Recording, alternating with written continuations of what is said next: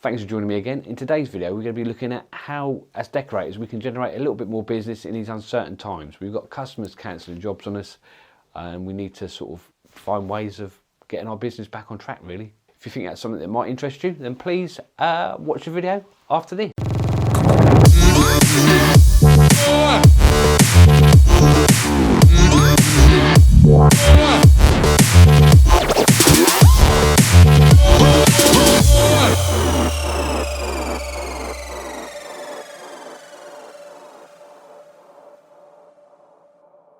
In today's video, we're going to be looking at ways that we can improve our sales and our sales process, and I've broken it down into a few small topics. We're going to be covering issues such as mindset. What's the right mindset? You know, where do we need to be? The customers we need to be targeting. We're going to briefly look at personal finance and what you should be doing with your money right now. Communicating with customers, you know, how do we get in touch and tell them what's going on? Tracking our job costs. Where do we find the work? Who do we go after? What markets do we need? If we haven't got any work, we can look at improving your sales process and what you need to be doing there. And finally, looking after your mental health and making sure that that's, you know, okay and you're fine. So starting with mindset, right now you need to be a leader. It's a very stressful time and everybody's worried. But if you have people working for your business, they need to see a strong, logical and practical person leading from the front. You need to lead them in a calm and honest manner. Don't be someone who's running around like a headless chicken, adding to the panic and confusion. You just need to be a calm, steady hand. I know it's easier said than done, but for the sake of your people and your business, give it a go and be as calm as you possibly can. So, I mean, let's look at what we know from the past. Yes, almost certainly leads are going to dry up, customers are going to stop calling as much, but they won't stop. All that means is we will have to work harder on the leads that we do get. There are going to be certain areas of the decorating market that are going to be doing better than others. So we just need to concentrate on the areas that are still sort of buoyant and bobbing along. We just need to be thinking in a clever and a creative way to get this business. So what customers do we need to be targeting? So let's look at the customers that we need to be staying away from and the customers we want to be involved with. Almost certainly, at times like this, customers have changed their thinking. There will be some customers that are healthy but paranoid. There will be the sick and the old, and we don't really want to be around those.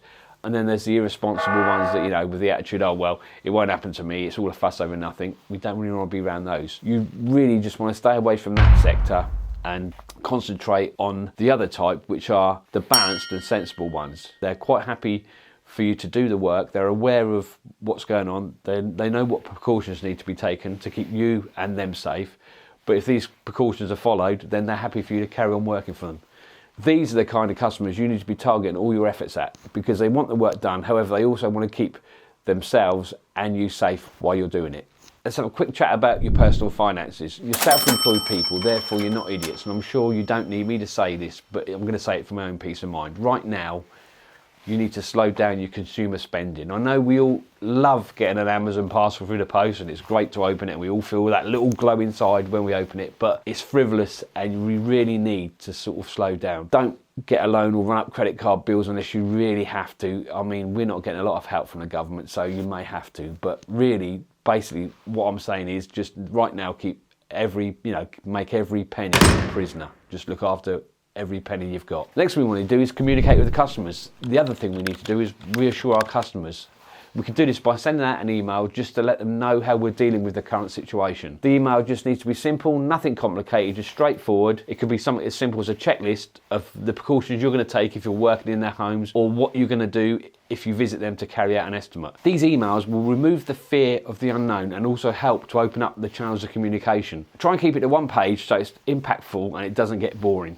Tracking your job cost is going to be another important factor. Now more than ever, it's going to be critical to have a handle on your job costings, because as the work becomes more difficult to win, you'll have to become a lot more efficient at your sales and estimating. If you're not measuring and timing yourself as you work, it's not too late to start. There is a video I made a while ago about this method. I'll put a link up there or leave a link in the description below, but it's well worth watching and it'll give you a good idea of how this method works. To put it simply, if you're just looking at a job, going to guess the days and then add the materials to the cost and then hope for the best, it's going to cost you work now more than ever. You need to get measuring and timing yourself so you've got an accurate picture when you come to supply a customer with a quote, because things are going to get very competitive. Once you've won a job, you need to make up a job sheet to make sure that you're still making money. This doesn't have to be anything clever. It could be a simple thing like a diary with the number of hours you've worked and the materials you've purchased that day.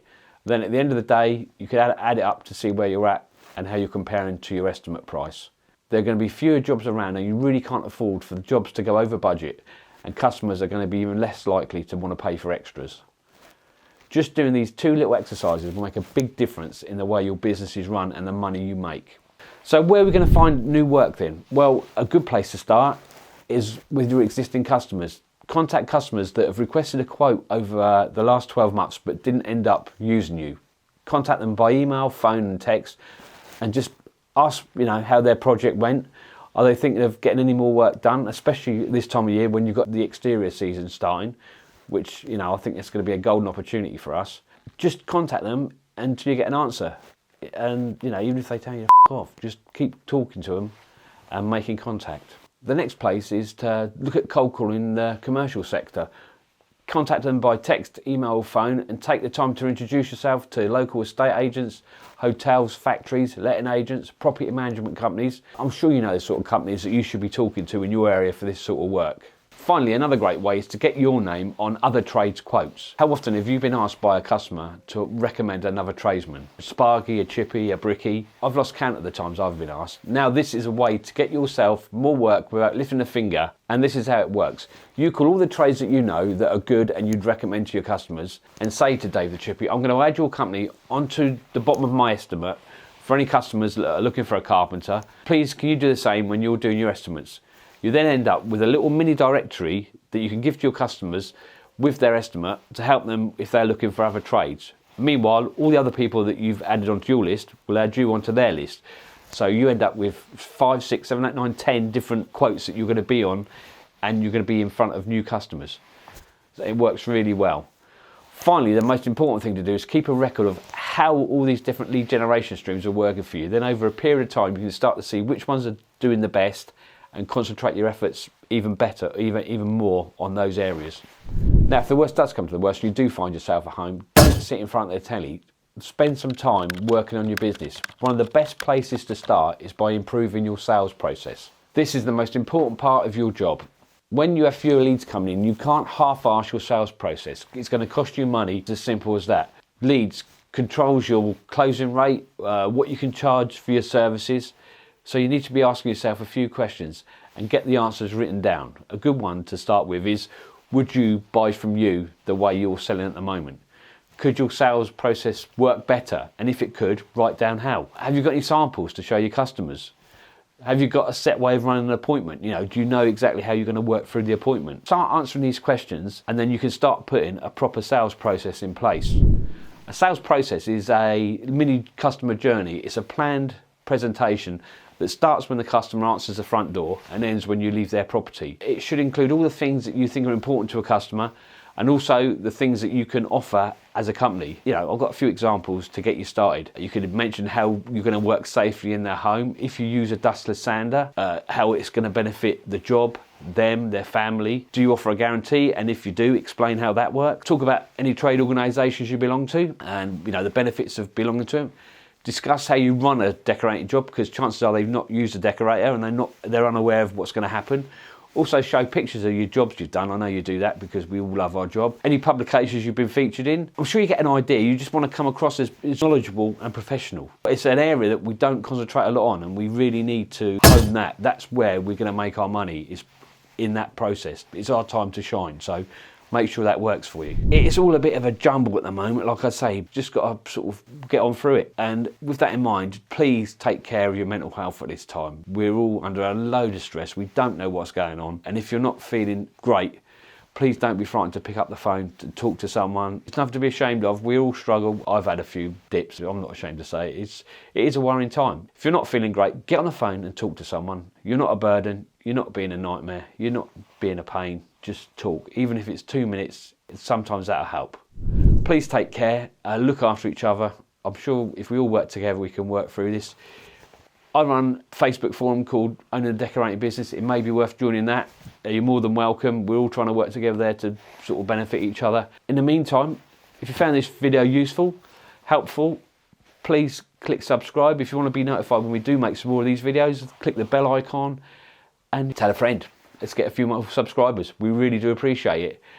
In the meantime, like I say, take care, look after yourselves, and I shall speak to you soon. Please click subscribe if you haven't already, and also you might find this video useful. If not, this one might be better.